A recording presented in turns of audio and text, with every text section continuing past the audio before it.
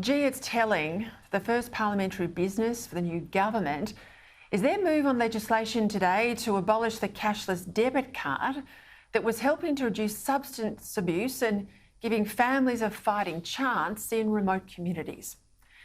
This is the measure first proposed by the Abbott government on the recommendation of a review headed by Twiggy Forrest and including Aboriginal leader Marsha Langton, and only introduced, and this is critical, into remote communities where the locals had asked for it.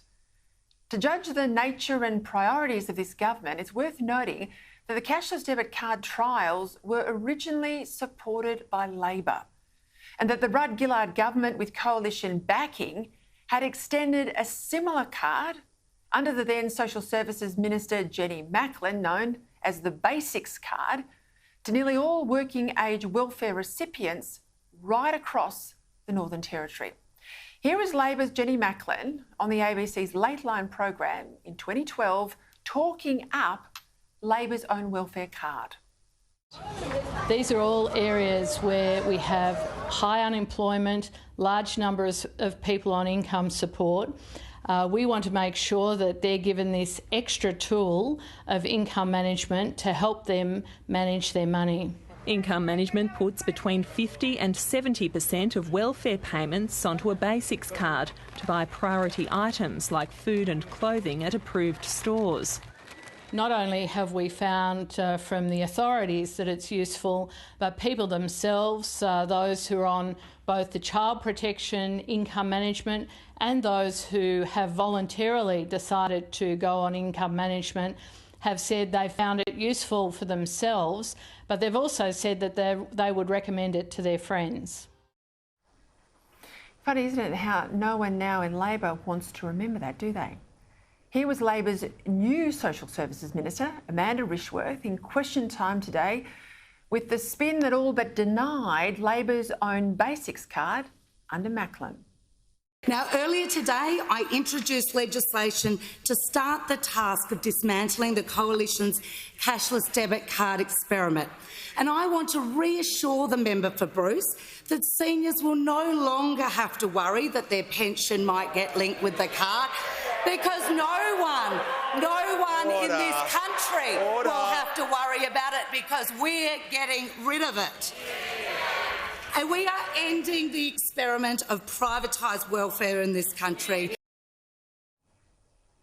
What Rishworth also failed to tell the House today is that the Coalition's cashless debit card was designed, like Labor's old Basics card, to ensure that in alcohol-ravaged communities, people had to spend most of their welfare money on the necessities of life: food, rent, power, fuel and clothing, not on grog nor on gambling.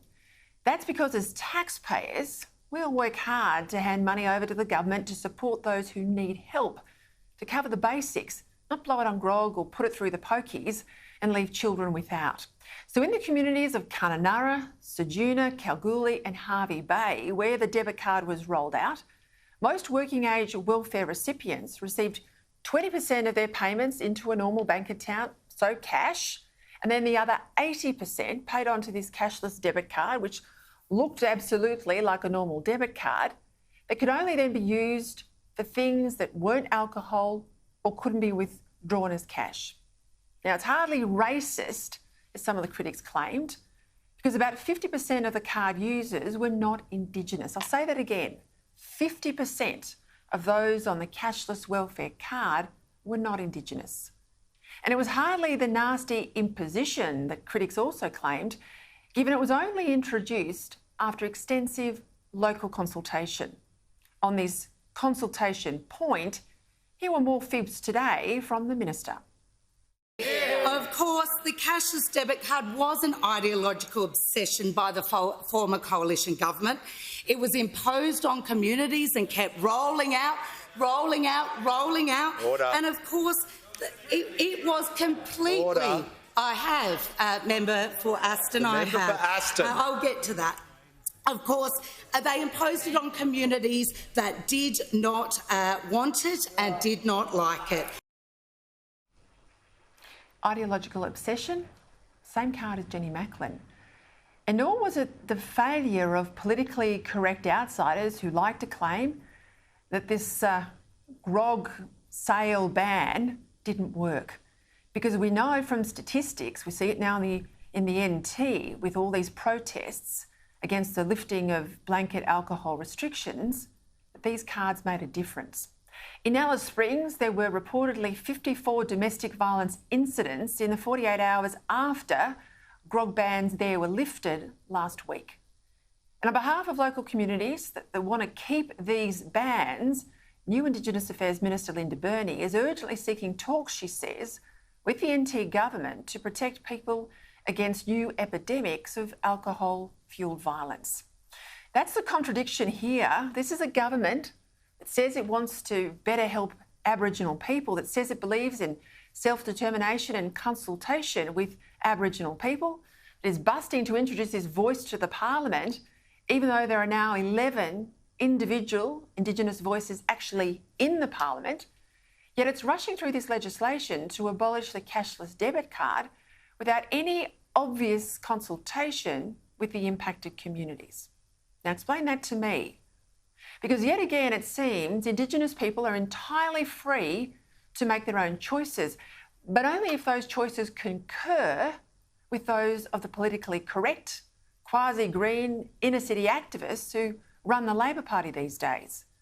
You can do whatever you like, provided we approve. Not like the days where ministers like Jenny Macklin listened to the women of these communities pleading that welfare money that they got from taxpayers actually reached the kitchen table and into the bellies of their children and wasn't put through the bottle shop or the pokies. It's the same with this voice to the Parliament.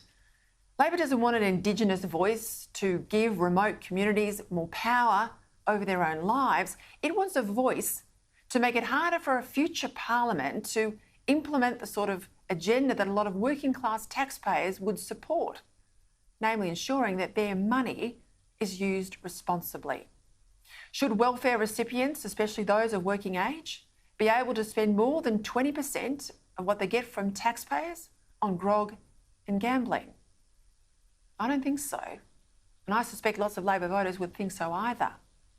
And we know lots of Indigenous people don't support this because they're the ones that suffer as a result. But the Albanese government, well, they beg to differ. According to the government, apparently taxpayers' money absolutely belongs to working age welfare recipients, no questions asked, no strings whatsoever. If they want to blow it on grog and gambling, that's their absolute right, regardless of the impact on their families and the communities where they live. Is this the safe change that the Prime Minister promised? Is this the Labor Party doing the right thing by the most vulnerable? I don't think so. I suspect you don't either. And I very much doubt the Jenny Macklins of old Labor do either.